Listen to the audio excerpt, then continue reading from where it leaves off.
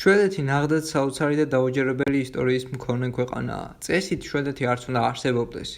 რომ შეხედოთ რეგიონს, ეს არის მთიანი ცივი რეგიონი, სადაც მზე არასოდეს არ ამოდის და ყველა მოქალაქეს D ვიტამინის ნაკლებობა აქვს. არანაირი ძვირადღირებული ბუნებრივი რესურსები და საშინელი გეოგრაფიული მდგომარეობა. გასაკვირვი ის კი არ არის, რომ აქ ხალხმა სახელმწიფო ჩამოაყალიბა.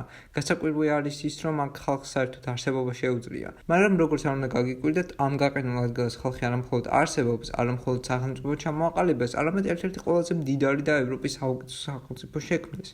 თქვენ ახლა იფიქრეთ, რომ მე დავიწყებ შვედეთის ისტორიაზე და ეკონომიკაზე ლაპარაკს. დავიწყებ ლაპარაკს იმაზე, თუ როგორ შეეძლო შვედეთმა ესეთი სახელმწიფო ჩამოყალიბება და შეგვიძლია თუ არა ჩვენ ამის გაკეთება და ასე და ასე შემდეგ, მაგრამ არა, პირიქით, დღეს ვილაპარაკებთ შვედეთის ყველაზე დიდ შეცდომაზე და მინუსზე, რომელიც შვედეთისთვის აბედისწერო გახდა და ამავე შეცდომას ვუშვებთ ახლა ჩვენ. მოდით დავიწყოთ უკვე ვიდეო, მაგრამ სანამ გადავიდოდით ვიდეოს მთავარ თემაზე, გთხოვთ, გამოიწერეთ არხი და ლაიქეთ ვიდეო და გადმოდით ჩემ Discord სერვერზე, სადაც ჩვენ ვლაპარაკობთ სხვადასხვა პოლიტიკურ თემებზე. მინდა კიდევ დავიწყო დებატების თემატიკა და თქვენ შეგიძლიათ ახალი ვიდეოს თემის ამორჩევა, მოკლედ გადმოდით Discord სერვერზე და ჩვენ უკვე გადავიდეთ ვიდეოს მთავარ თემაზე.